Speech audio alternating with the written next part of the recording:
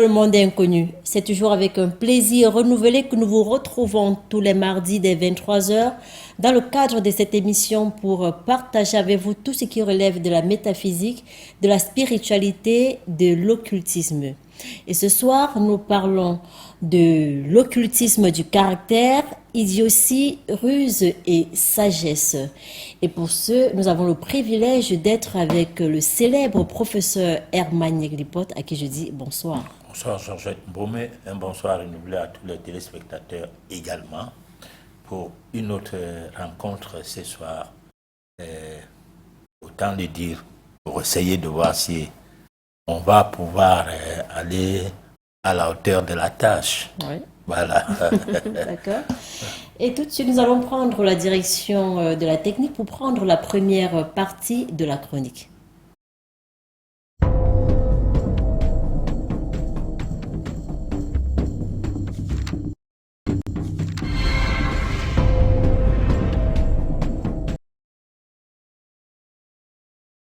L'occultisme du caractère, idiotie, ruse et sagesse. Première partie. L'étude de la caractérologie occulte permet d'explorer les dimensions abstraites du fonctionnement humain, oscillant entre son côté animal et son essence spirituelle. L'objectif primordial est de sonder les forces et énergies cachées en chaque individu. De cette exploration émerge une classification en 4 grands groupes de caractères, chacun représentant une facette spécifique de la personnalité humaine. Le caractère peut souvent être associé au tempérament, 2 éléments qui, sous l'influence d'un ADN occulte parental à double force vibratoire, interagissent de manière complexe. En d'autres termes, chaque personne est influencée par des forces qui la traversent, provenant tant de son milieu social que de son héritage inné, lequel se manifeste dès la naissance à travers le tempérament. Le tempérament est ainsi perçu comme étant inné ou acquis, tandis que le caractère se forme comme le résultat de la condensation des habitudes accumulées. Cette catégorisation des individus révèle le fonctionnement de leur mental et les plonge dans une typologie distincte, flegmatique, mélancolique, sanguine et colérique. Cette typologisation permet de dégager la personnalité de chacun, le qualifiant de sociable, autoritaire, fier, orgueilleux, altruiste, méfiant, sérieux, consciencieux, séducteur, égoïste ou perfectionniste. Derrière cette classification se cachent également 4 sous-groupes, dont les détails sont laissés à l'appréciation de l'initié. Plutôt que de se limiter à une approche traditionnelle de l'homme, nous proposons ici une recherche simplifiée tendant à juxtaposer tempérament et caractère. Cette approche offre une manière plus accessible de comprendre chaque individu, en introduisant 3 grandes catégories caractérologiques, l'idiot, le rusé et le sage. L'étude de ces notions idiotie, ruse et sagesse permet de pénétrer dans le prisme de 3 aspects fondamentaux de la personnalité. Ainsi, naît une exploration qui postule que l'individu est façonné par des archétypes influençant significativement son comportement et ses attitudes. L'occultisme du caractère s'intéresse au côté caché, voire mystérieux, de l'individu.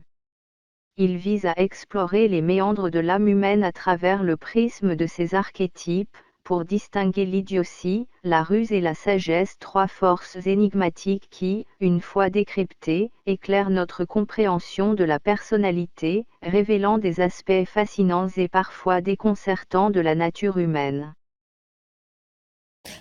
Professeur Herman Neglipot, alors je voudrais savoir, comment expliquez-vous l'influence des forces occultes sur le caractère d'une personne? Est-ce que notre caractère est prédestiné par ces forces ou pouvons-nous le façonner par des pratiques spirituelles? Bon, disons que le caractère d'un individu est influencé par l'environnement d'abord. Parce que nous avons parlé du tempérament également pour essayer de mettre les points sur les i. Le tempérament n'est pas à confondre au caractère. Le tempérament, c'est quelque chose qu'on est avec. C'est ce qui fait que l'enfant, aussi bébé soit-il, peut refuser de faire certaines choses, quelle que soit la possibilité de lui forcer de les faire, quelle que soit la flatterie, qu'est-ce que soit tout ce qu'on peut faire pour permettre à ce que cet enfant puisse être à même de comprendre que voilà ce que veulent les parents, il ne s'en sortira pas. Alors donc, les parents ne s'en sortiront pas, je veux dire, pas l'enfant. Les parents ne s'en sortiront pas parce que pour finir, on ne peut pas tordre les bras du bébé. On peut quand même comprendre que c'est un bébé. Alors donc, on peut dire qu'il est né avec un fort caractère, mais de manière occulte ou bien métaphysiquement parlant, on ne parlerait pas, on ne dirait pas qu'il est né avec un fort caractère, mais qu'il a un tempérament soudé. Hein?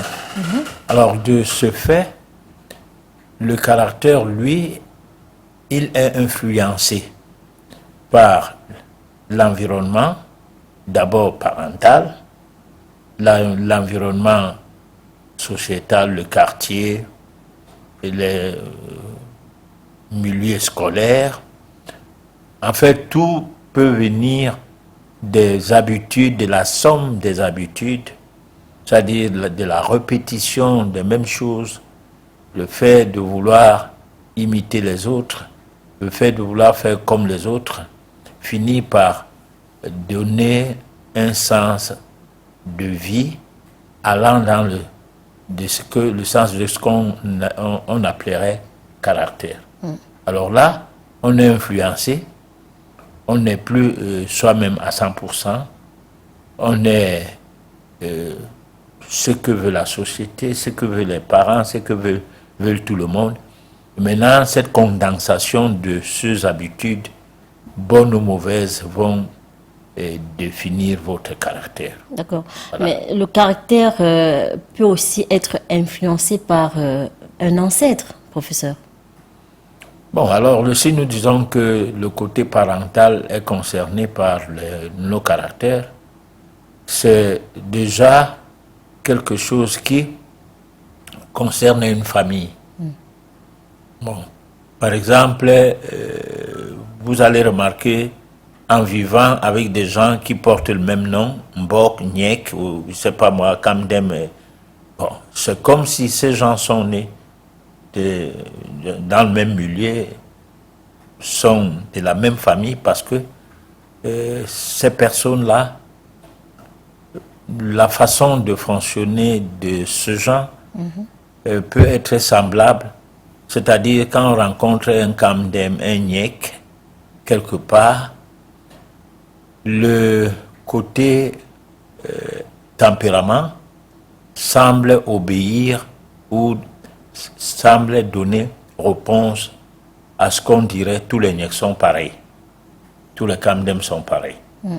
Alors ces côtés-là est un peu lié au tempérament parce que le tempérament est défini par deux éléments normaux, c'est-à-dire deux éléments qui vont ensemble, le nom et la date de naissance, pourquoi pas. Par contre, si vous n'avez pas le même nom, la même date de naissance, qu'est-ce qui ferait que les noms qui sont les noms de famille prennent le dessus sur des individus et même jusqu'à des noms de famille par alliance. C'est-à-dire que vous êtes marié, on vous appelle désormais Madame Nyek, on ne vous appelle plus jamais Mbomé, par exemple. Oui. Sauf ceux qui, par moment, des fois, décident de ne pas abandonner leur nom de famille, où on peut dire Madame Nyek, née Mbomé. Bon, là, il y a l'influence du nom parental, du nom d'origine, qui joue sur ce que aurait dû être l'apport du nom de la famille et de votre mari, dont le nom par alliance. Bon, mais donc, disons que le caractère n'est pas forcément associé au nom. C'est le tempérament qui est associé au nom et à la date de naissance. Bon, parce que c'est des choses que vous venez avec. Donc, là, derrière ça, il y a le karma. Parce que vous n'avez pas un nom de quelque part ou de quelqu'un, ne fût-ce que femme mariée, par hasard. C'est une situation karmique qui apporte à ce que cela se produise ainsi. Voilà. Professeur, l'idiotie semble être une caractéristique méprisée, mais dans certains villages, on constate des fois que ce sont des enfants qui sont nés avec des prédispositions. Oui, dans la chronique, j'ai essayé de blanchir un peu l'idiot, parce que l'idiot, c'est un imbu de lui-même. Il ne croit pas à ce que disent les gens ou à ce que font croire aux gens par rapport à lui. Oui. Et encore qu'il est censé savoir tout, au point à perturber tout bon conseil qui proviendrait de X ou de Y, à ne penser que de lui et à ne croire que lui-même au-delà des autres. Alors c'est un aspect qui est positif aussi dans un autre sens, au cas où dans son mécanisme mental, il n'adopte pas une attitude sur des phénomènes qui l'influencent aussi. Par exemple, on est trop idiot quand on est religieux ou bien quand on est scolaire. Parce que c'est chez les idiots qu'un diplôme universitaire suffit pour que personne ne puisse plus jamais parler, surtout s'il a planché. Et je suis quand même docteur de ceci ou de cela, je suis quand même agrégé. Donc quand je parle, les gens se taisent, doivent se taire parce que je ne suis pas n'importe qui. Ça c'est ce qu'on trouve chez les idiots. Bon, donc l'idiot est beaucoup plus négatif lorsque l'idiotie l'amène à ne pas retrouver en lui-même les réalités de la vie et dont il défend son identité. Voilà. Et le rusé patriarche? Bon, le rusé, c'est un monsieur qui n'est pas imbu de lui-même, qui est même très malléable. Parce que chez les rusés, on est un peu à côté de la malhonnêteté. Donc on va à l'école pour avoir suffisamment des acquis, les diplômes, pour permettre à ce que dans certains métiers que l'école permet d'avoir le dessus sur les gens, qu'on ait les diplômes de ces métiers-là. Par exemple la médecine, parce que c'est un milieu où c'est des privilégiés. Quand on parle des universités, des universitaires, c'est des privilégiés en matière scolaire, intellectuelle. Alors donc, on va pouvoir avoir plusieurs diplômes parce que chaque diplôme a un sens. Si on remarque que peut-être étant chirurgien, on peut être couvert de la malhonnêteté, on peut être couvert de sa malhonnêteté, je veux dire, au point à opérer quand il ne le faut pas, au point à gagner de l'argent sur des situations basées sur le mensonge, comme par exemple provoquer une épidémie de césariens. Bon, tout ce qui couvre, tout ce qui vous permet de gagner de l'argent parce que couvert par une formation diplômante et que le diplôme, vous l'avez eu par tous les moyens, même par le moyen de la tricherie, alors là, ça prend un sens de la ruse. Bon, certaines personnes peuvent dire que ces propos-là sont discutables, du point de vue qu'on pense que un malhonnête n'est pas forcément un rusé, ou bien un menteur n'est pas forcément un rusé. D'accord. Mais c'est chez les rusés qu'on peut trouver facilement les malhonnêtes. Parce que l'idiot, lui, n'a pas besoin d'influencer les gens par le mensonge ou par des mécanismes de la malhonnêteté. Non, il sait qu'il sait tout et puis il parle de sa chose et il veut s'imposer ou imposer sa volonté. D'accord. Voilà. Nous allons prendre la deuxième partie de la chronique et on se retrouve juste après pour la suite de l'émission. L'occultisme du caractère, idiotie, ruse et sagesse. Deuxième partie. Dans ce contexte, l'idiotie ne désigne pas une déficience intellectuelle, mais plutôt une forme d'innocence, de pureté et de simplicité. Les personnes marquées par ce trait de caractère peuvent sembler naïves, mais leur simplicité apparente cache souvent une sensibilité et une perception profonde de la réalité. Cela dit, l'idiotie n'est pas nécessairement un trait de personnalité positif ou négatif. Même si dans cette chronique, nous semblons l'associer à une vision pure de la réalité. Cette interprétation est bien sûr discutable. L'idiotie peut être le résultat d'un manque de développement intellectuel ou d'une incapacité à comprendre les subtilités du monde. La ruse, en revanche, est généralement associée à la capacité de manipulation et de tromperie.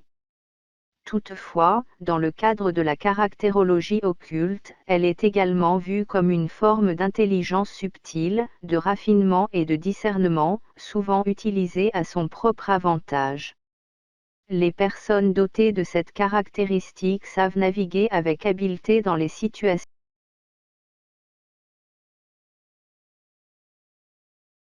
complexes, anticiper les événements et trouver des solutions créatives aux problèmes. Elles manipulent souvent les circonstances pour atteindre leurs objectifs, parfois au détriment des autres, comme lorsqu'elles profitent des faiblesses d'autrui pour en tirer un bénéfice personnel. Autrement dit, le rusé, est important de distinguer la ruse, lorsqu'elle est utilisée pour le bien, de la manipulation. La ruse peut être une forme d'intelligence subtile, mais la manipulation est une forme de contrôle et de domination. La manipulation est généralement considérée comme une action négative, visant à obtenir un avantage personnel au détriment d'autrui. L'exemple donné, accouchèrent les femmes par césarienne, est un cas de manipulation et de tromperie, et non de ruse. Il est important de ne pas banaliser ce genre de comportement. La sagesse, quant à elle, est un trait généralement positif qui implique une compréhension profonde du monde et de soi-même. Cependant, la sagesse ne se développe pas nécessairement à l'inverse de l'idiotie. Il est possible d'être sage sans avoir été idiot, et vice-versa. La sagesse symbolise une profonde connaissance de soi et du monde, ainsi qu'une compréhension des vérités universelles et des principes moraux. Les sages sont souvent capables de guider les autres, d'apporter des réponses aux problèmes existentiels et de prendre des décisions éclairées.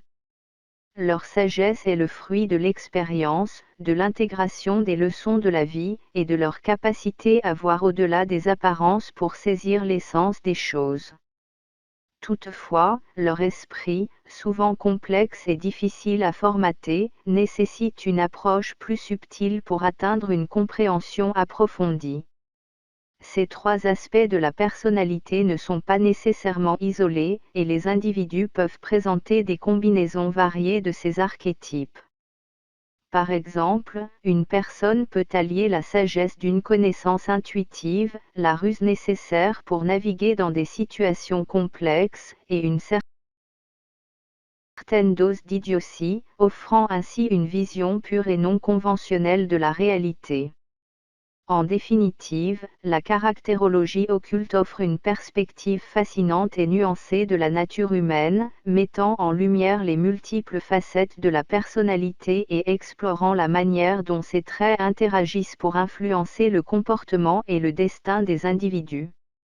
Cette approche élargie permet de mieux comprendre la complexité de l'âme humaine, et de saisir la richesse et la diversité des manifestations de la personnalité. Résultat, l'occultisme du caractère invite à plonger dans les mystères de l'âme humaine, à chercher à comprendre ces forces secrètes qui façonnent nos personnalités et influencent nos destins. Car derrière chaque masque, derrière chaque attitude, se cache une chorégraphie cosmique entre l'idiotie, la ruse et la sagesse, trois forces infinies énigmatiques qui façonnent la beauté et la complexité de l'âme humaine. Une énigme que l'initié apprend à déchiffrer sans appréhension, sachant que la compréhension de ces forces ésotériques du caractère humain ouvre la voie vers une vision pleine de compassion et de tolérance envers autrui. Professeur Hermaniek Dipot, moi je voudrais savoir où se trouve la limite entre le ruse et le sage. Dans certaines familles, je vais dire ça comme ça, on a remarqué que les personnes qu'on désigne comme successeurs sont très souvent des personnes rusées. Alors, où se situe la limite entre la ruse et la sagesse? Le rusé et le sage, c'est que le sage sait que voici un rusé.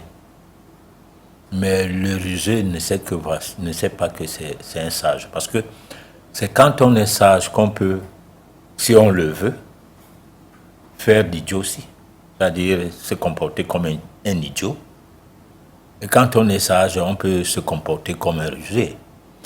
Mais jamais un idiot ne pourra se comporter comme un sage. Du moins, il ne pourra être sage. Parce qu'en fait, le sage n'a pas un comportement de sage. Il est sage. Bon, on peut dire qu'il a une approche de vie liée à la sagesse. Alors, mais sachant comment se comporte un idiot, il peut faire l'idiot. Il peut se manifester, il peut se comporter dans certaines situations comme un idiot.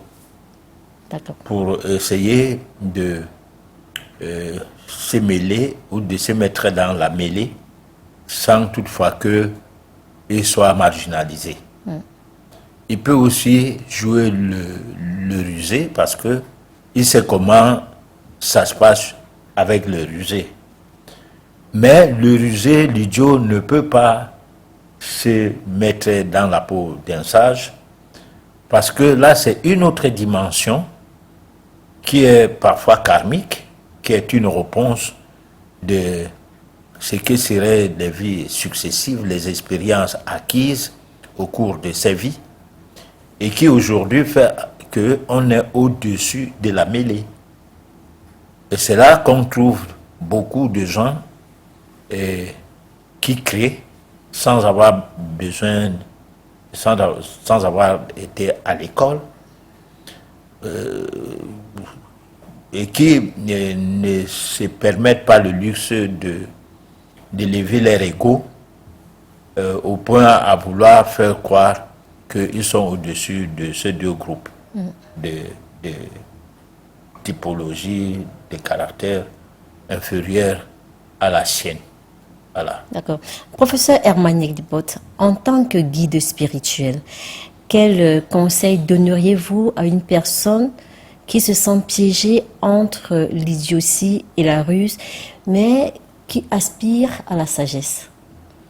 Non, disons, le seul conseil qu'on peut donner à une personne qui aspire à la sagesse, parce que là, il faut aussi dire que il faut d'abord savoir définir la sagesse par soi-même, parce que ce que nous disons là, c'est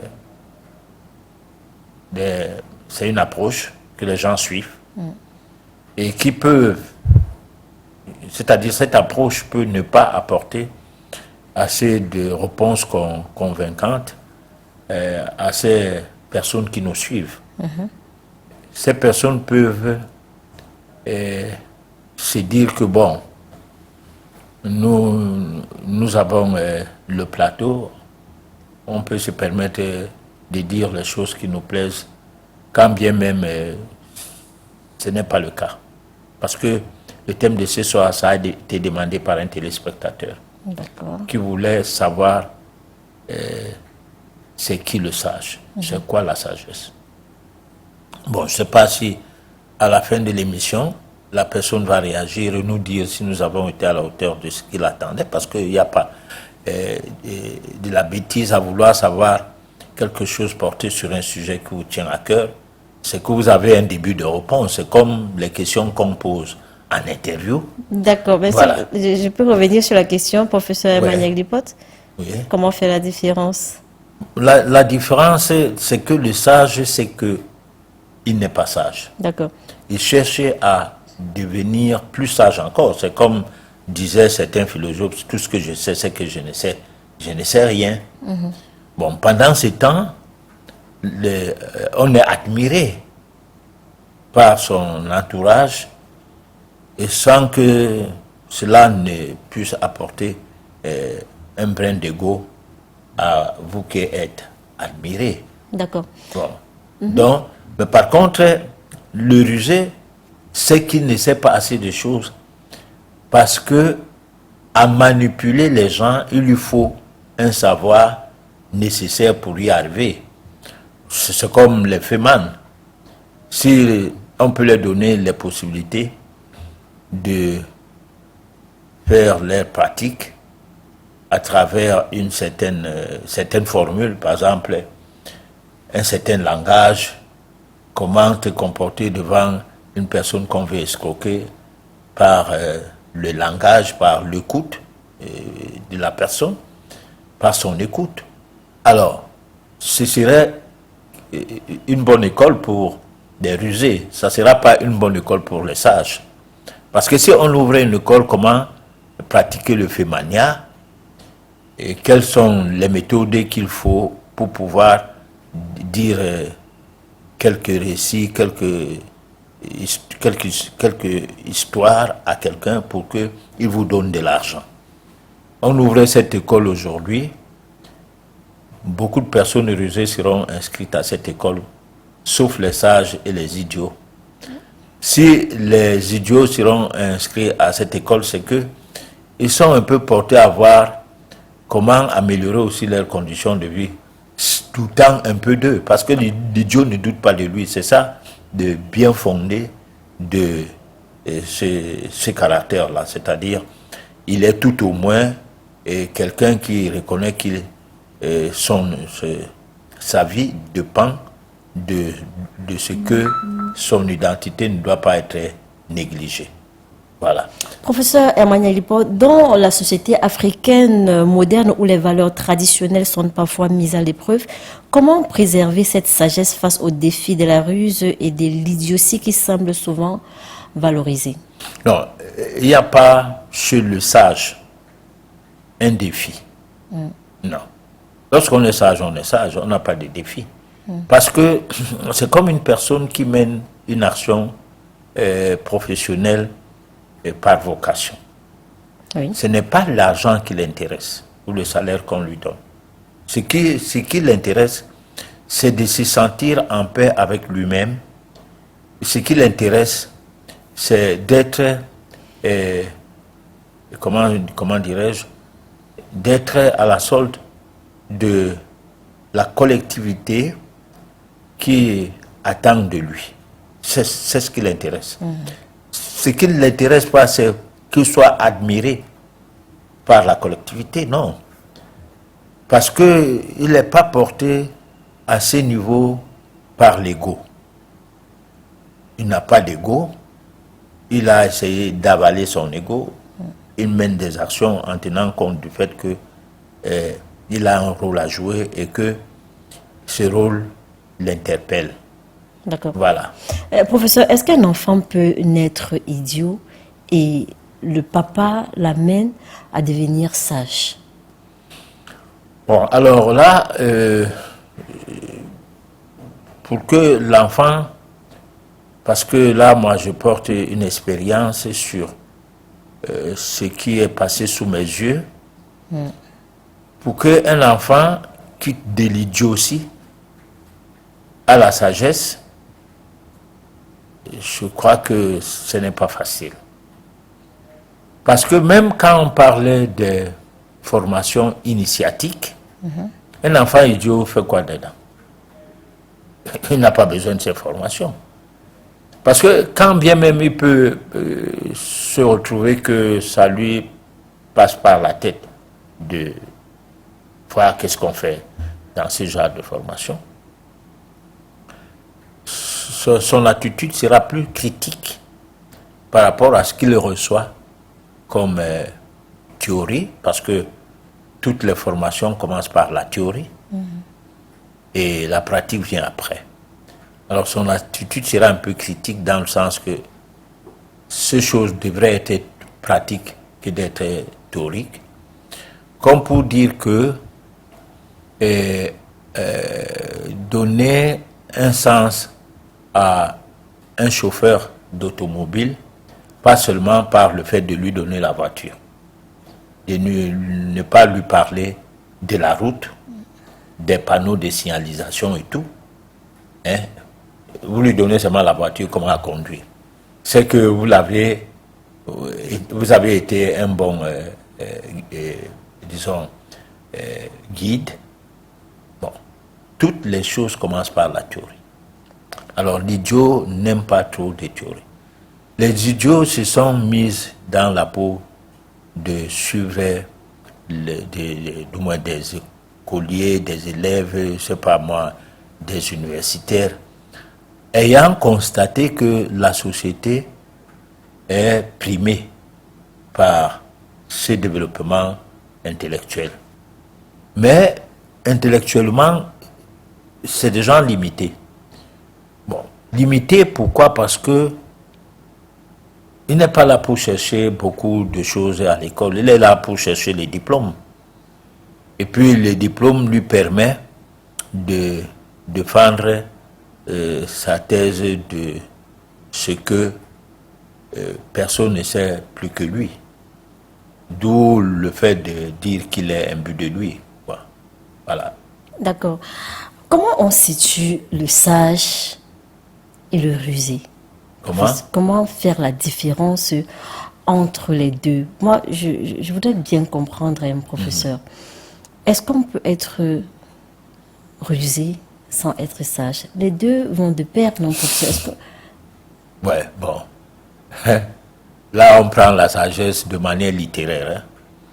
C'est-à-dire que quelqu'un ne peut pas être idiot et sans qu'il ne soit sage en même temps, ou bien ne peut pas être rusé sans qu'il ne soit sage. C'est comme pour dire, comme on dit souvent, sois intelligent, fais comme les autres. Bon, c'est comme on dit souvent, sois sage, ne fais pas de l'idiotie ou bien ne sois pas bête. Bon, ce n'est pas de cette sagesse qu'il est question. D'accord. La sagesse est une dimension élevée de ce que serait le caractère qu'une personne peut avoir. Parce que là, ici, la sagesse est en rapport avec le tempérament et le caractère, directement. C'est-à-dire, ça allie les deux choses qui se trouvent juxtaposées, c'est-à-dire qui font corps.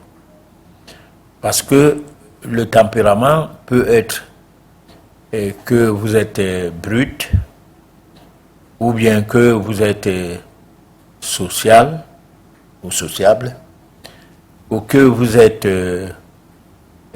disons, amical, vous communiquez avec tout le monde, vous êtes stable, ou vous êtes changeant, ou vous êtes, c'est pas moi, porté vers des aspects spirituels, c'est-à-dire votre façon de fonctionner avec des gens, vous êtes attentionné à l'écoute de ce que attendent ces gens de vous. Tout cela, il faut dire qu'il y a un peu de sagesse dedans. Mais ce n'est pas dans ce sens où le tempérament seul suffit. C'est dans le sens où le caractère et le tempérament se mettent ensemble.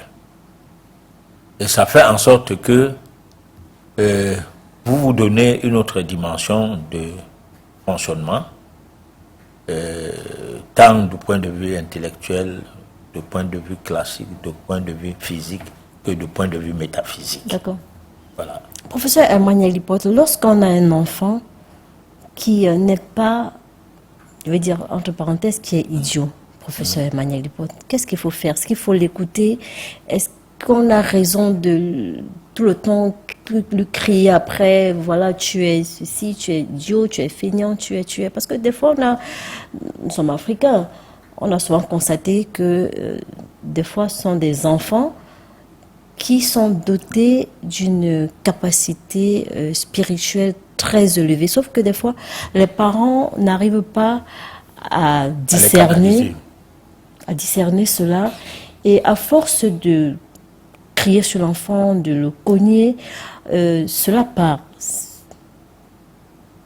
Bon, un enfant qui est idiot... En fait, quand je dis idiot, c'est entre guillemets. En réalité, il ne l'est pas. Parce que si on amène cet enfant chez un voyant ou alors chez un patriarche, il comprendra tout de suite que c'est un surdoué.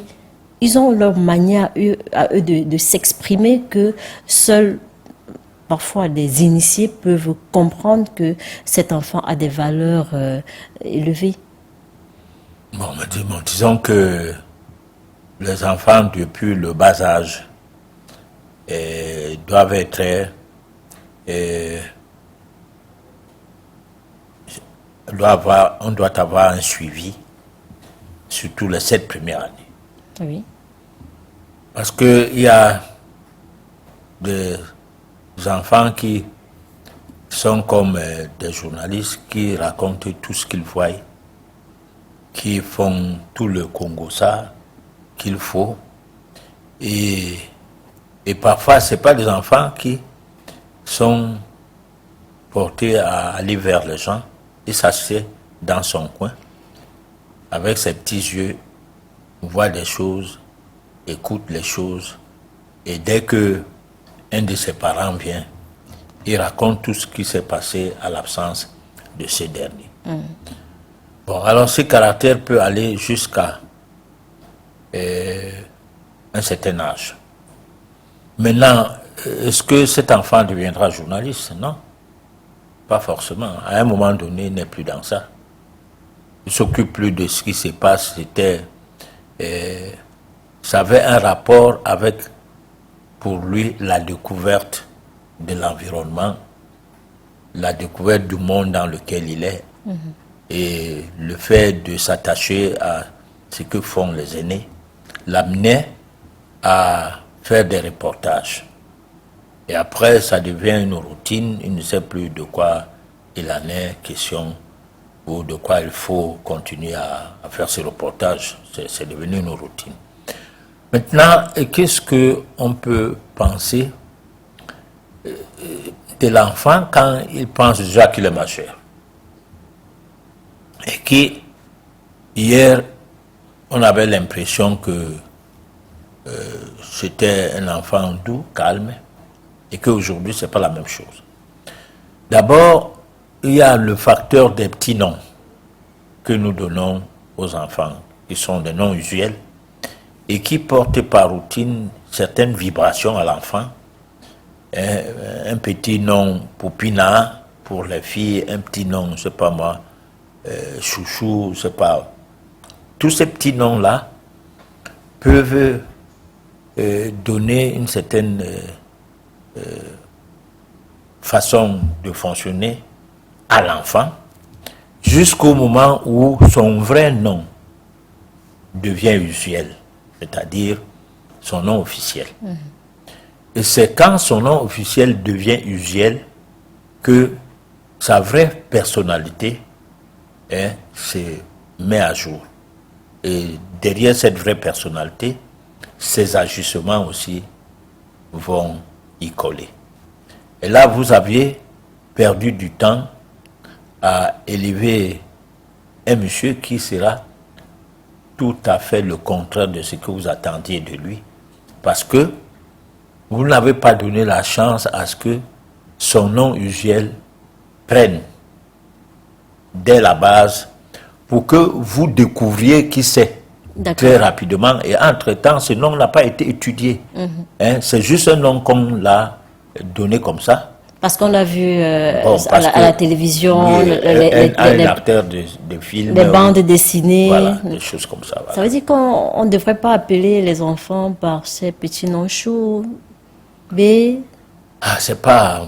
Mon lapin. Moi, si on me demandait mon avis, si on me demande si je renaissais, bien évidemment, si je renaissais aujourd'hui et que je fondais une famille, je n'allais pas me retomber dans les travers du genre donner un petit nom à l'enfant. Non.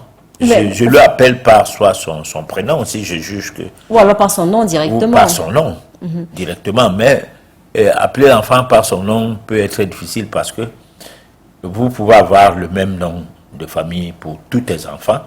Seuls les prénoms les différencient. C'est-à-dire que vous pouvez tomber dans une famille où tous les enfants sont Niek. Voilà.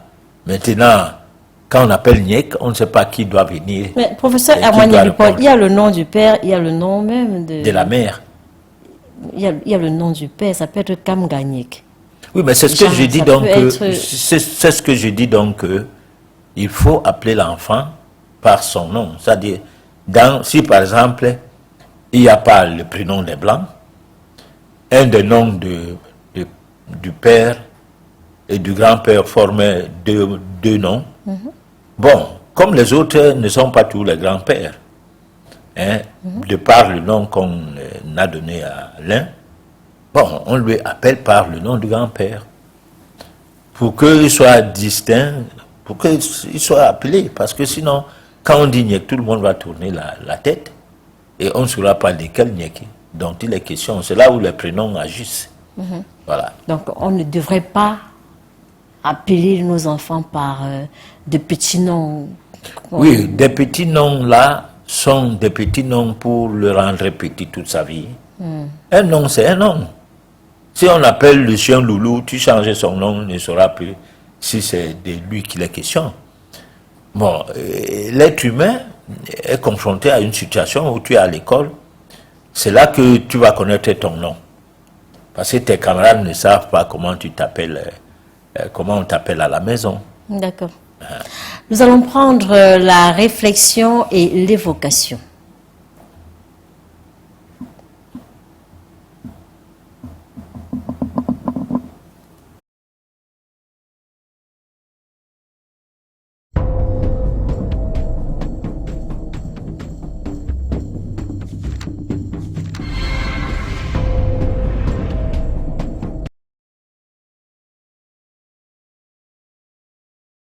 Ce peuple sera éliminé en vitesse, sans besoin de recourir aux armes, mais par le contrôle de sa presse. Nous lui ferons croire qu'il est coupable et il fera le reste. Ça, c'est sorti de son livre de 1981 que vous retrouverez ici, recueil d'entretiens de Salomon avec diverses personnalités du monde scientifique. À l'avenir, il s'agira de trouver un moyen de réduire la population. Titré, ça a été fait, l'avenir de la vie, c'est de 81, mes amis. En 81, écoutez bien ce que Jacques Attali disait, je vais vous le lire. Nous commencerons par les vieux, car dès qu'il dépasse 60 à 65 ans, l'homme vit plus longtemps qu'il ne produit et il coûte cher à la société. Ensuite, les faibles, puis les inutiles qui n'apportent rien à la société, car il y en aura de plus en plus et surtout, enfin, les plus stupides. Une euthanasie ciblant ces groupes, l'euthanasie devra être un instrument essentiel de nos sociétés futures dans tous les cas de figure. On ne pourra bien sûr pas exécuter les gens ou faire des camps, nous nous en débarrasserons en leur faisant croire que c'est pour leur bien. Vaccination ou pas? Ouais. La population trop nombreuse et pour la plupart inutile, c'est quelque chose d'économiquement très coûteux. Sociétalement, il est également bien préférable que la machine humaine s'arrête brutalement plutôt qu'elle ne se détériore progressivement. Ça veut dire qu'il est mieux de vous assassiner et de vous euthanasier que de vous laisser dépérir parce que vous coûtez de l'argent. On ne pourra pas non plus passer des tests d'intelligence à des millions et des millions de gens, vous pensez bien. Nous trouverons quelque chose ou provoquerons une pandémie qui cible certaines personnes, une crise économique réelle ou pas, un virus qui touchera les vieux ou les gros, peu importe, les faibles y succomberont, les peureux et les stupides y croiront et demanderont un traitement. C'est clair? Nous aurons pris soin d'avoir prévu le traitement, un traitement qui sera la solution. La sélection des idiots se fera ainsi toute seule. Ils iront d'eux-mêmes à l'abattoir, tiré du livre L'avenir de la vie, Jacques Attali, 1981, entretien avec Michel Salomon, collection Les visages de l'avenir, édition Seger. Mes amis, on n'est pas des complotistes, on est des dissidents. Nous ne sommes pas d'accord avec le narratif public. Point. Et ce que je vous lis là, c'est écrit noir sur blanc. Les paroles s'envolent, les écrits restent. Ce que je vous ai lu là, ça colle avec ce qu'on voit, ce qu'on va voir et ce qu'on a déjà vu. Donc, c'est pas du blabla, du baratin. Professeur Hermaniak Dipot, un mot par rapport à cette réflexion? Bon, mais je crois que tout est dit. Tout est dit. D'accord. Nous allons prendre tout de suite la page pratique et on se retrouve juste après.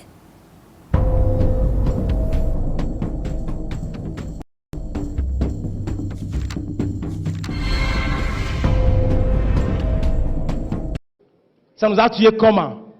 On nous a dit, mon fils, ma fille, va à l'école, étudie très bien. Et quand tu finis, il y a un bon boulot qui t'attend. Il suffit d'écrire cette phrase sur un bout de papier, tu vas aller te déposer dans les meilleures entreprises, tu vas gagner un bon boulot, tu vas gagner un bon salaire, tu vas te marier, tu vas fabriquer de bons enfants et tu viendras prendre soin de nous. C'est ce qu'on nous, en tout cas, c'est ce qu'on nous a dit. Donc nous tous, c'est comme si le seul moyen pour gagner de l'argent, c'est d'aller à l'école, avoir un bon boulot, avoir un bon diplôme et gagner un bon boulot. Et du coup, quand on va à l'école et on a collecté ces diplômes-là, on vient, on reste à la maison et en attendant, on est en train de chercher le bon boulot. Et du coup, ça nous maintient dans ce qu'on appelle l'attentisme. On attend. Pendant ce temps, on laisse son potentiel comment? Pendant qu'on attend, le potentiel aussi fait quoi? Dort. Notre propre capacité dort. Alors qu'on a tellement de problèmes autour de nous, auxquels nous tous, nous pouvons réfléchir à apporter des solutions. Parce que monsieur Nassirou vous a dit, on libère son potentiel à travers la créativité, la capacité à créer des solutions à nos problèmes. Mais à partir du moment où on ne nous a pas inculqué que il faut créer des solutions, eh bien nous croyons qu'il y a des gens qui sont créés de façon spécifique, qui ont la capacité à créer des solutions, et nous on va déposer, j'ai l'honneur là-bas, et trouver le boulot. Du coup, des millions de personnes ont fini leurs études et ils sont à la maison en train de chercher ce boulot. Ils sont devenus des chercheurs d'emploi. Tu cherches l'emploi. Est-ce que l'emploi est perdu?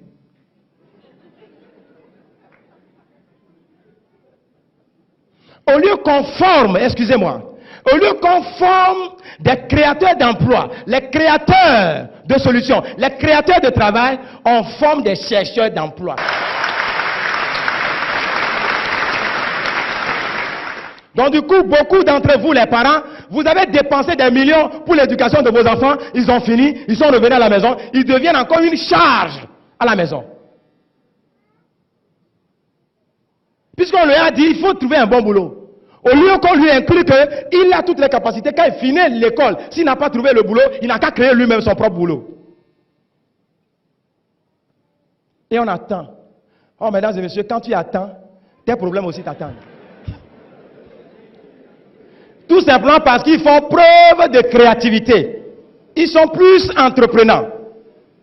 On ne les maintient pas dans la mentalité de bureaucratie.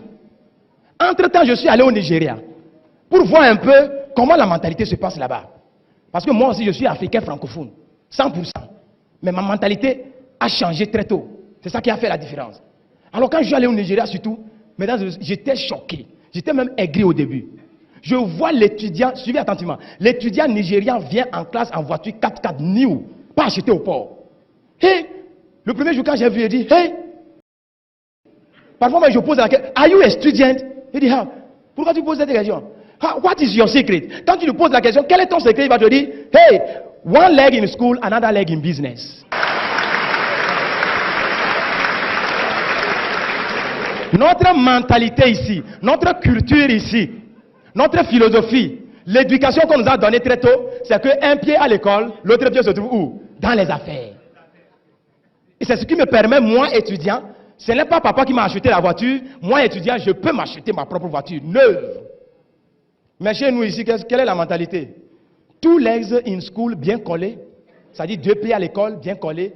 À la fin des études, les two legs reviennent aussi à la maison, bien collés à la maison. On regarde la télévision, on mange, on insulte les parents, on insulte les présidents. On croit que c'est eux qui ont fait quelque chose. Professeur Hermaniak Liporte, vous avez un mot? C'est la base pratique. D'accord. Bon, nous cherchons des sujets pour que ça éveille la mentalité de ceux qui nous suivent, là parmi nos frères, nos enfants, nos petits-enfants, nos sœurs, nos mamans. Parce que tous ceux qui vivent, tant que tu n'es pas mort, tu as toujours de l'avenir. Donc ça ne concerne pas que les étudiants.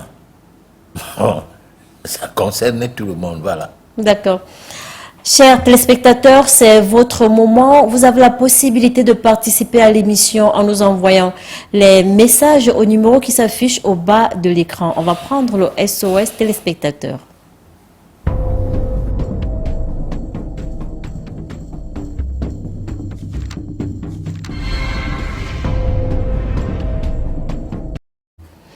Donc, vos messages et WhatsApp également sont attendus au numéro qui va s'afficher au bas de l'écran. On va commencer par ce message de Vindi. Patriarche, merci pour l'édification. C'est la première fois que je vous suis. J'aimerais savoir si vous guérissez également l'hépatite. Oh, mais je n'ai pas dit d'abord déjà que je guérissais quelque chose. Du tout. Pour savoir si j'ai guéri l'hépatite. Bon. La première fois, monsieur, peut-être que vous m'avez suivi ailleurs, ou peut-être on parlait du fait que je soigne les gens, ou quoi, je ne sais pas. Bon, mais là, c'est des questions qu'on répond par l'antenne. Pourquoi vous n'aimez pas répondre à l'antenne, professeur Hermaniak Liporte? Ça peut aider. C'est pas l'heure de la consultation. Si quelqu'un veut se faire consulter, ce numéro peut lui servir d'attache à nous, de nous appeler après l'émission. Sur ce numéro, par exemple, pourquoi pas, et poser cette question. Alors, si c'est que je suis thérapeute, il saura bien. Et si parmi des thérapeutes qui guérissent souvent des maladies virales, j'en suis un, il le saura. Voilà, c'est pas la peine que... Voilà. Professeur, je veux juste comprendre. Pourquoi vous cachez certaines choses connu de beaucoup de gens? On sait tous. Mais ce n'est pas connu de la personne qui vient d'appeler. Non? Bon, ce qui montre que tout le monde ne sait pas. Et puis, la meilleure manière de gagner les malades, c'est de bouche à oreille. La meilleure manière. Il y a une bonne publicité, ça vous fera aussi entrer beaucoup d'argent. Non. Écoute, si ce n'est pas la bière. À la télé, lorsqu'il y a une nouvelle bière, tout le monde court pour aller goûter. Bon, et si vous devenez une bière à la télé, c'est-à-dire vous dites aux gens toutes les maladies du monde, je les guéris, et que les gens viennent s'attrouper où tu travailles, et qu'ils ne guérissent pas tous. Voilà. Parce que chacun va venir avec sa mentalité. Nous sommes dans une émission où on a essayé de parler des caractères. Chacun a son caractère. Chacun a sa façon de percevoir les choses. Quand vous dites à quelqu'un, tous les diabétiques de la ville de Douala qui m'ont vu sont en santé. Lui, il a dans sa tête que vous avez une potion magique pour les diabétiques. Peut-être qu'il ne sait pas qu'il y a des restrictions, il y a des conseils à suivre. Il y a plein de choses qui accompagnent la prise en charge. Parce que ces choses-là, c'est là maintenant l'auto-prise en charge. C'est-à-dire vous vous prenez en charge chez vous à partir des conseils que vous obtenez de ce que le thérapeute que je suis vous donne. Il va venir avec l'idée qu'il y a une potion magique, il aura ça directement, il va guérir. Et quand on va se mettre dans la logique de l'autoprise en charge, on te prend en charge, mais tu te prends aussi en charge. Tu ne fais pas comme si ton corps concernait les thérapeutes, ton corps te concerne. Et des choses à ne pas jouer avec, parce que c'est une manière de continuer à jouer avec votre santé, parce que peut-être c'est certaines de ces choses-là qui vous ont mis dans cette situation, vous ne serez pas à même de les faire, parce que ce n'est pas la bière. La bière, tu peux goûter, mais on ne peut pas goûter la thérapie d'une personne qui fait la publicité à la radio ou à la télé. Donc moi, je refuse donc de répondre à certaines questions à cause de ça. C'est pourquoi je prends le temps à t'expliquer tout ça, pour que le téléspectateur ne soit pas déçu. D'accord, Voilà. professeur Herman Yeglipot. Voilà. Juste rappeler aux téléspectateurs que pour le moment, ils peuvent envoyer des SMS ou alors nous faire des WhatsApp. N'appelez pas, s'il vous plaît. Vous pouvez appeler après l'émission. Bonsoir patriarche, peut-on naître avec la poisse ou la malchance? Si oui, qu'est-ce qui peut être à l'origine et comment y remédier? C'est Mounet depuis Yaoundé. Ce qui peut être à l'origine, c'est le karma, d'être né dans un environnement frappé par l'anathème, par exemple, parce qu'on peut constater que certaines familles, les gens sont exposés à la sorcellerie dans ces familles-là, ou à des pratiques de la magie noire, à beaucoup de haine, et à beaucoup de pratiques, disons, de fétiches. Parce que c'est une famille où les gens sont doués par la haine. On ne veut pas l'évolution des uns et des autres. Bon, alors pourquoi choisir de naître dans une telle famille? D'où le karma. Voilà. Professeur Herman Yeglipot, j'aimerais savoir pourquoi dans ma famille, je suis la seule personne à avoir des couches de nuit. Bon, peut-être que les autres n'en parlaient pas. Vous en parlez déjà. De deux, si vous avez des couches de nuit, c'est un problème de recherche qui doit aller dans le sens de ce que nous disons souvent le scanner traditionnel, la voyance. Voilà. On fait le Ngambi pour savoir si ce couche de nuit c'est juste du classique ou alors derrière ça il y a de l'occulte. Voilà. D'accord. Professeur Herman Yeglipot, merci pour l'édification. Je m'appelle Kélidiane. J'aimerais savoir si en m'initiant, je pourrais subvenir aux besoins de ma famille, si possible, être à l'abri des produits pharmaceutiques. Bon, alors là, moi, je ne vous invite pas à vous initier, parce que vous vous initiez égoïstement. Quand on s'initie, c'est pour l'élévation de son âme. C'est pour provoquer en soi l'éveil spirituel. Si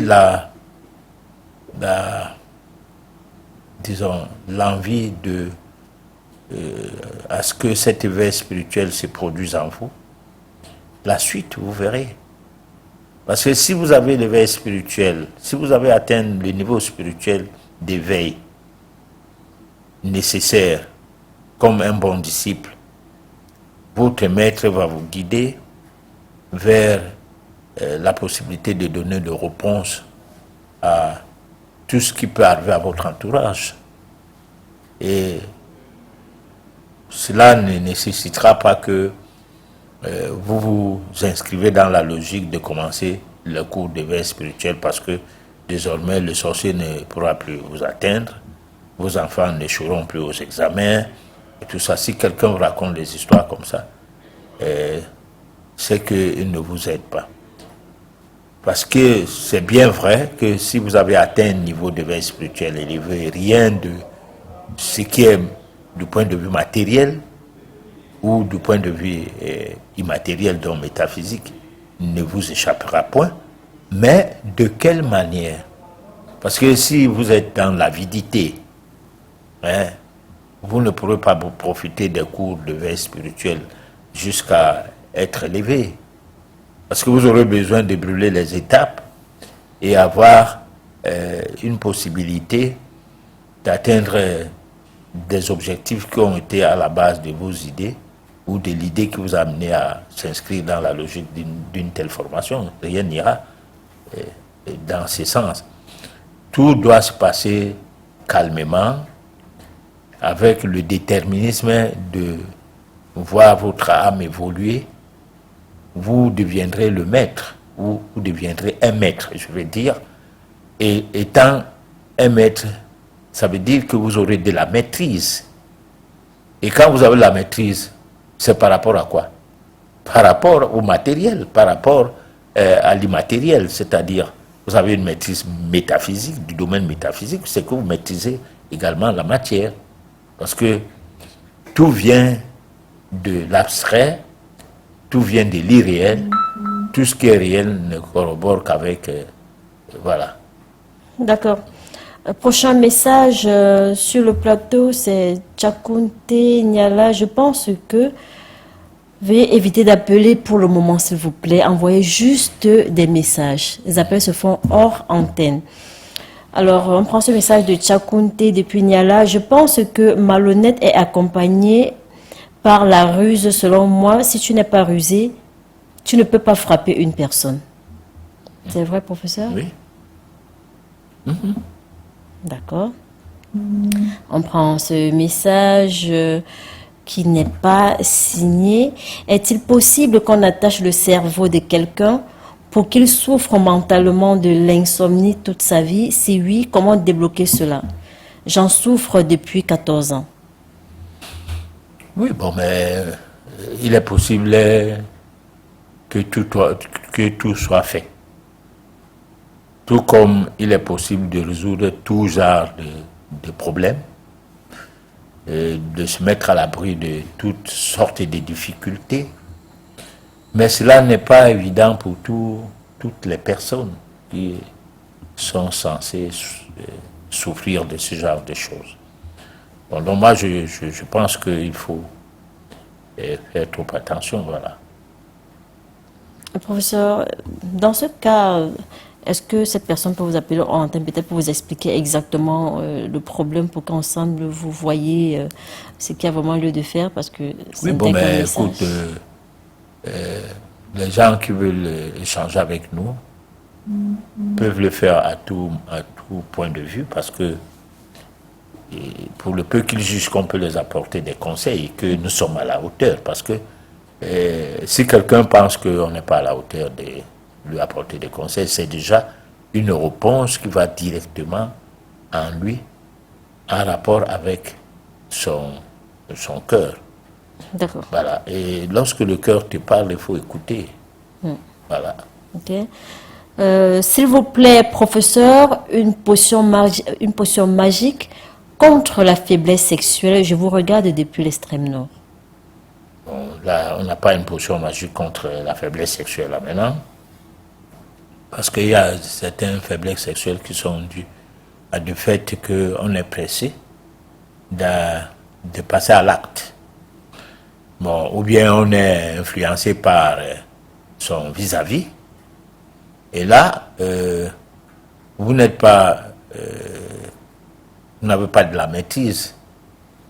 Et si vous ne vous maîtrisez pas, vous pouvez avoir soit une éjaculation précoce, soit une faiblesse sexuelle. Donc, il faut que la personne échange avec moi, par exemple, pour que je sache comment les choses se passent, afin que je voie comment moi aussi, de mon côté, je peux lui apporter quelques conseils, sans doute profitables, parce que si je ne pourrais pas avoir quelque chose de profitable à lui conseiller, je lui dirais bien que je ne peux rien t'apporter comme aide. Voilà. D'accord. Je vous écris du Gabon. Comment faire lorsqu'on est détesté à mort par ses cadets étant l'aîné?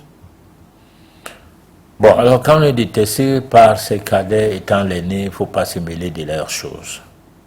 Il faut se mettre en marge de ce qu'ils font. Même quand la situation de cohabitation l'oblige. Parce que souvent, quand on est marginalisé et qu'on le sait et qu'on ne veut pas le comprendre, c'est là où c'est gênant. Mais si vous êtes marginalisé, vous restez dans votre coin,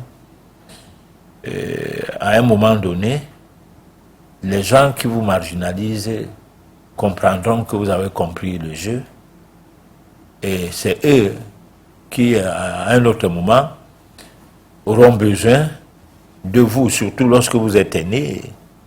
L'aîné, souvent, c'est quelqu'un que, en dehors de ce qui se passe à l'intérieur de la famille, les gens à l'extérieur savent que voilà l'aîné.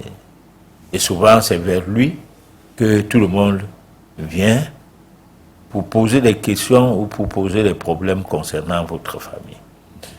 Bon, alors, mais si c'est que jusque-là, en se mêlant de ce que ça peut être, du fait que cette personne vient poser des problèmes ou des questions concernant les membres de la famille, laquelle famille vous êtes quelqu'un qui n'est pas du tout dans leur cœur.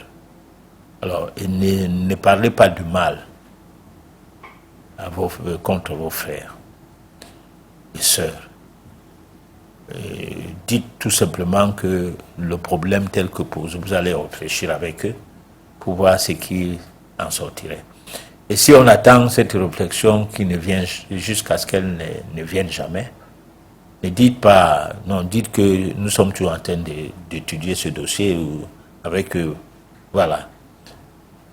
Parce qu'il faut que ça sorte de leur bouche, qu'on ne veut pas de toi dans les histoires, et non toi à dire que je suis comme ça avec mes frères, ils ne me veulent pas dans leur histoire. Non.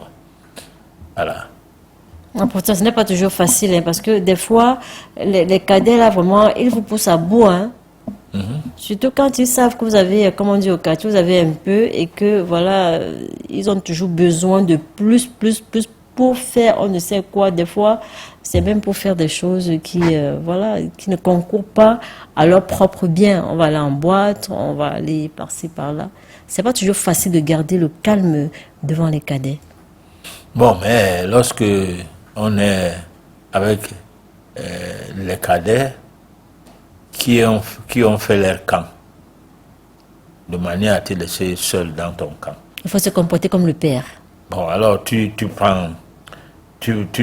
peux pas te comporter comme le père ni comme la mère parce que tu n'es ni leur père ni leur mère.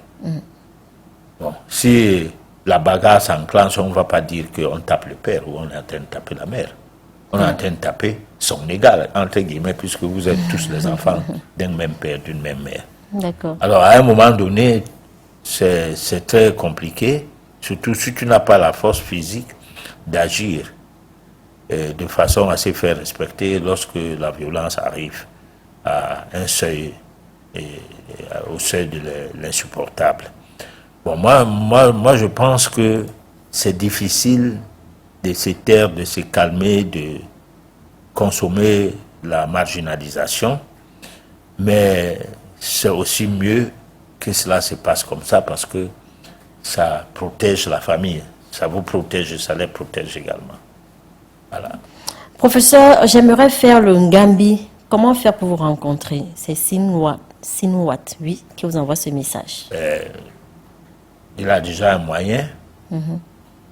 Par ce moyen que vous utilisez là pour m'écrire, vous pourrez me rencontrer facilement parce que par ce moyen, vous aurez mon numéro de téléphone personnel le moment venu. si vous en avez besoin. Voilà. Bonsoir, grand professeur. C'est avec beaucoup de plaisir que je vous ai écouté ce soir. Merci pour ce grand partage et pour le morceau choisi de la page pratique. Je m'allie étroitement à l'orateur pour sortir de l'idiotie diplômante. Voilà, merci beaucoup. C'est Alice Laté qui nous envoie ce message. D'accord. Alice, elle est diplômée et elle travaille. Bon, peut-être que c'est pour conseiller aux cadets. D'accord. Juste rappeler aux téléspectateurs, pardon, appelez après l'émission, pas pendant l'émission, pardon. Alors, bonsoir professeur, je suis Sébastien Niobé. Comment expliquer les différents blocages dans la vie? Ça fera l'objet d'une chronique, d'une émission. Mais pour l'heure, le premier blocage dans la vie, c'est nos prises de décision. Parce que souvent, nous sommes nous-mêmes contre nous-mêmes. Comment ça? C'est-à-dire nos fréquentations, notre mode de vie, façon de manger, façon de boire et tout. Bien des choses que nous faisons peuvent concourir à un certain blocage qui ne dit pas son mot. Voilà. Donc nous devons faire attention sur la manière dont nous abordons la vie dans ses multiples dimensions, que ce soit du point de vue religieux, que ce soit du point de vue scolaire, même au sein de la famille. Il ne faut pas croire que quelque part les choses sont faciles. Rien n'est facile. Lorsqu'on ne fait pas attention, on ne fait pas attention, c'est tout. Et l'inattention va faire à ce que vous preniez des décisions qui vont s'arrêter en karma négatif ou bien un karma positif. Et vous connaîtrez des blocages à cause même de vous-même, de vos propres prises de décisions négatives. Voilà. Des comportements négatifs à l'égard des aînés. Aujourd'hui, on ne croit plus à la malédiction parce que ne peut te maudire que le prêtre ou le pasteur. La malédiction venant des parents ou venant des anciens ou même des aînés qu'on rencontre dans la rue n'existe plus dans nos têtes. Nous faisons de tout le monde des moins que rien, pour le peu que physiquement, ou bien avec tout ce qu'on peut avoir comme astuce, on peut aborder des gens avec beaucoup de mépris, et cela vous apporte de la malédiction. Voilà. Ok. Alors, on va prendre ce message de Bouba depuis Barré. Crois-tu être au-dessus des autres hommes? Non. Je suis un homme, un mortel. Voilà. D'accord. Même si je crois que l'être humain n'est pour vivre éternellement et que les existences sont juste des missions à accomplir, dont là où je suis là maintenant, j'ai une mission qui a permis avec l'aide de la télé, des promoteurs de cette télé, de mener ma mission jusqu'à la télévision. Bon, donc chacun de nous a une mission. Et c'est cette mission qu'il faut faire tout pour que tu ne puisses faillir du tout. Voilà, mais dire qu'on est au-dessus des gens, non. On n'est pas. Personne n'est au-dessus de l'autre. Quand le temps de mourir arrive, tu meurs comme tout le monde. Ok. Voilà. Je crois que Bouba a bien compris. Je crois bien. Ok. Est-il possible pour un enfant de quitter de la sagesse à l'idiotie juste parce que ses parents le traitent constamment d'idiot? Bon, je crois que l'évolution n'est pas possible souvent, mais existe. Si le mot existe, c'est que c'est possible qu'on évolue. Mais l'évolution est beaucoup plus quelque chose de visible. On ne peut pas être bébé à la naissance, 7 ans après, on redevient bébé. Ou bien 20 ans après, on redevient bébé. Donc on est appelé à évoluer et non à involuer. Ben, du point de vue karmique, on peut connaître une régression métaphysique qui n'est pas perçue comme telle, mais qui est pourtant là. Voilà. Ok. Patriarche, j'aimerais savoir à quelle fréquence nous devons faire des lavages spirituels. Alors, on peut faire le lavage spirituel chaque nouvelle lune, chaque pleine lune. Bon, donc 2 fois par mois. D'accord. Voilà. Est-ce qu'on peut faire ça soi-même ou bien il faut toujours rencontrer un guide spirituel? On peut faire ça soi-même si, au cours de cette existence, vous êtes venu avec des atouts qui vous permettent de mener des actes dans le domaine métaphysique, comme si vous étiez déjà karmiquement préparé à mener ces actes-là. Donc, parce que il y a plein de gens qui ne vont pas à l'église, mais qui ne sont pas aussi malhonnêtes ou aussi dangereux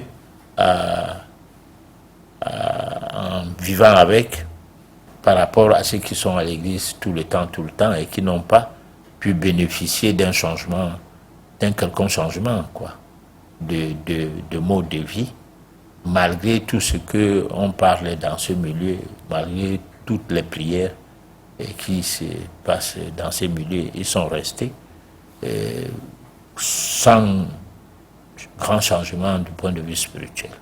Voilà.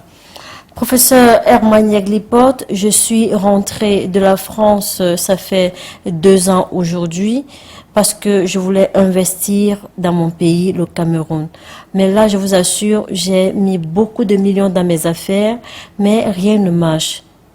Est-ce dû à de la sorcellerie?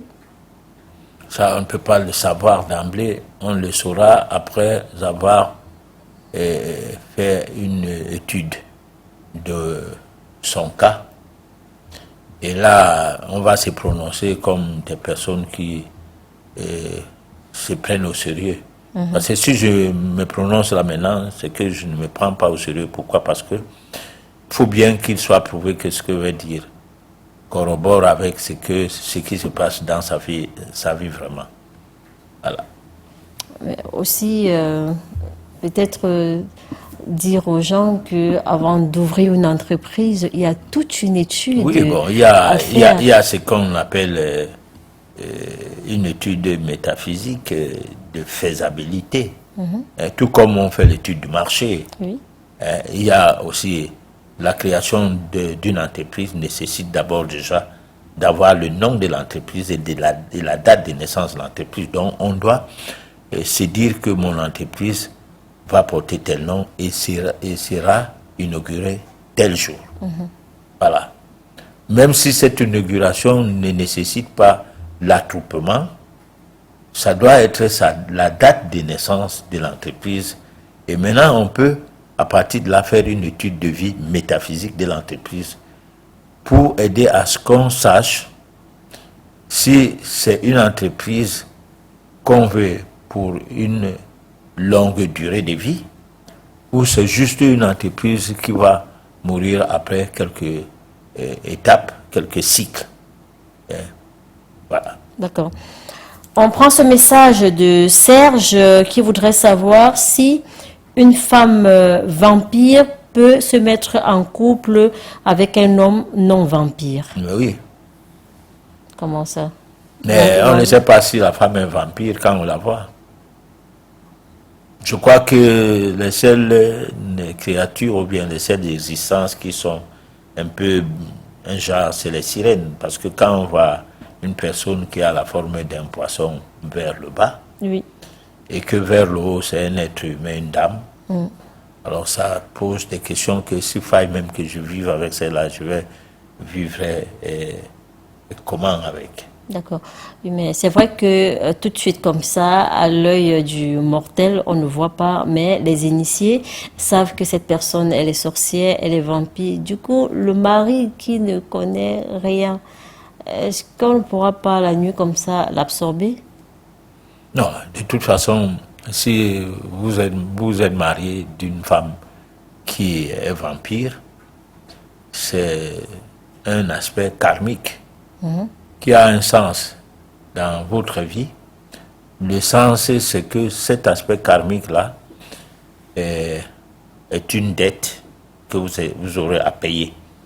Et quand on a une dette à payer, ça peut être que la femme que vous prenez pour épouse comme ça, elle doit vous tuer. Et là, vous déchargez de la dette karmique. Parce que vous n'allez plus jamais rencontrer cette personne-là au cours des vies futures. Patriarche, c'est tellement facile à dire pour vous. C'est-à-dire, on doit tout le temps se dire, c'est une situation karmique qu'on est en train de vivre. Des fois, j'ai comme impression qu'on doit croiser les bras et se dire, bon voilà, de toutes les façons, ça devrait arriver. Bon, qu'est-ce que vous ferez quand vous êtes né dans une famille où vous allez mourir d'accident de voiture? Et vous ne le savez pas. Bon, et qu'on a préparé cela avec soit ton père même, soit ta mère. Comment ça? Soit ton oncle, soit ta tante, dans la sorcellerie. Professeur, expliquez-nous ça. Moi, j'ai du mal à comprendre. Non, mais tous les morts des familles ne sont toujours pas naturels. Vous pouvez avoir un enfant qui a à peine 30 ans décède de suite d'une courte maladie. Oui. Et qui était non seulement à la fleur de l'âge, mais aussi son emploi était extraordinaire, c'est-à-dire il occupait un poste ministériel. On a eu des ministères qui avant 40 ans décèdent. Et que quand on peut avoir la chose, soit ils ont été empoisonnés, et que l'empoisonnement ne peut pas être possible sans le concours de la famille quand on a atteint un certain niveau. Et ce concours de la famille, c'est qu'on t'a mangé dans la nuit, et dans la journée, on te sert un repas, ton sixième sens n'agit pas. Vous tombez dans ces repas-là, et parfois ce n'est même pas parce que vous avez faim, mais parce que vous êtes appelé à la mort, puisque vous étiez mangé d'abord déjà dans la nuit. En fait, il est déjà mort, c'est la carcasse. Voilà, c'était la carcasse, mais la manifestation qui donne un genre de mort voudrait que le peu du temps que tu as encore à te manifester comme vivant, un acte se pose et que ça reste dans la mémoire des gens que c'est comme ça que vous êtes mort. D'accord. Mais professeur Herman Yeglipot, comment être à l'abri d'une telle situation? Mais c'est pourquoi on demande aux gens de faire des formations initiatiques. D'accord. Oui, parce que quand vous faites une formation initiatique, ça vous amène à avoir un mode de vie protecteur, pourquoi pas. Bon, cela ne veut pas dire que le guide ne peut pas mourir de la sorcellerie. S'il est un guide qui est comme un magnétophone, qui raconte les histoires dont lui-même ne pratique pas, et il sera frappé comme tout le monde. C'est comme ne demandez pas à un diabétologue de se prémunir du diabète. Voilà. S'il ne fait pas tout pour que tout ce qui regarde la déchéance de l'organisme qui passe par la bouffe, s'il ne contrôle pas tout ça, il sera exposé comme ces malades. D'accord. Donc c'est la même chose lorsque vous êtes dans le domaine métaphysique. Que vous soyez guide, que vous soyez maître, un grand maître ou quoi, je ne sais pas moi quoi, vous devez avoir un comportement de quelqu'un qui préserve son moi intérieur, qui voudrait à ce que ses facultés à l'état latent se développent, grandissent et apportent de la dimension occulte nécessaire, non seulement pour tes protections personnelles, mais pour la protection des vôtres. Voilà. Professeur Herman Neglipote, on va prendre ce message de Benoît. S'il vous plaît, appelez après l'émission, s'il vous plaît. On prend ce message de Benoît. Patriarche, ça fait 1 semaine que j'ai appris que ma femme est sorcière, mais elle ne me fait pas de mal. Comment faire? Dois-je la chasser ou alors la conserver? Bon, alors, il faut avoir d'abord la preuve que ce que vous avez appris est vrai. De 1. De 2, faire d'autres investigations nécessaires. Parce que si vous avez appris ça d'un voyant, il faut visiter 4 autres voyants pour que ça soit 5, et on voit sur les 5 voyants, si 3 ont dit la même chose. Voilà, si 3 ont dit la même chose, ou 4 ont dit la même chose. N'allez pas demander aux voyants, on a dit que ma femme est sorcière, regardez voir ça. Est-ce que c'est vrai? Non. Posez la question simplement s'il y a quelque chose de louche dans votre foyer. D'accord. Et arrêtez-vous là. Ok. Voilà. On a le téléspectateur du Gabon qui revient. C'est encore moi du Gabon. J'ai omis de préciser que mes parents vivent et sont bien conscients de la situation. Celle-ci dure depuis 20 ans aujourd'hui. Nos parents ne veulent pas prendre les décisions qui s'imposent pour mettre chacun à sa place. Ils organisent juste des réunions pour demander que chacun reconnaisse sa place. Sauf que depuis 20 ans, la situation reste la même. Ces cadets sont prêts à m'empoisonner s'ils en trouvent l'occasion. Bon, mais moi, on n'est pas obligé de vivre dans le même environnement avec sa famille. Hein. Vous pouvez changer d'environnement. Si vous êtes dans une famille où les parents attendent des enfants, parce que parfois, quand tu es l'aîné, on attend que tu donnes de la chance à des enfants. Aux parents d'avoir de toi, de gagner et tout. Donc la personne par WhatsApp peut appeler, on va en discuter davantage, je ne sais pas. D'accord. Professeur Herman Neglipote, nous sommes bientôt arrivés au terme de cette édition. Qu'est-ce qu'on peut retenir du thème de ce soir? L'occultisme du caractère, l'idiotie, la ruse et la sagesse. Alors on peut dire que l'idiot, c'est un idiot. Il ne sera jamais rusé.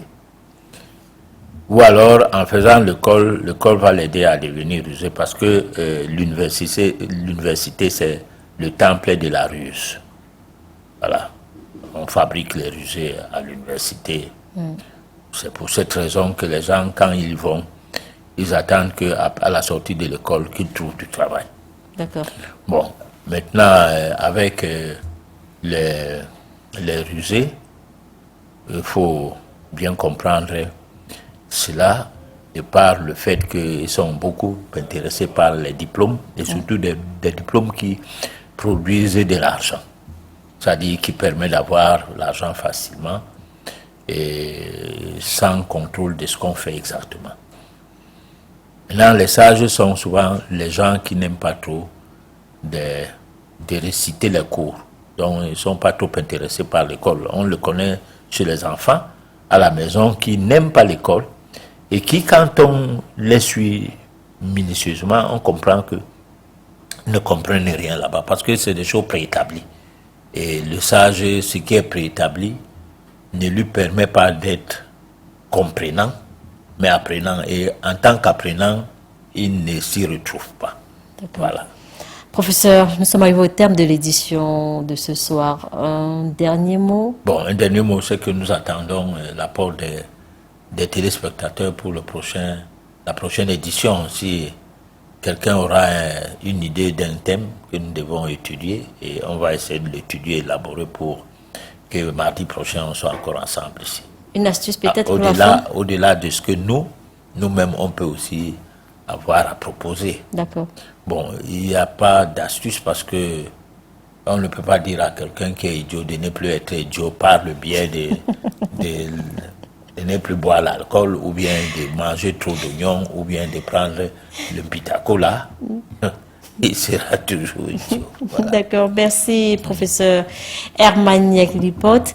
Merci à vous à la maison de nous avoir suivis du début jusqu'à la fin.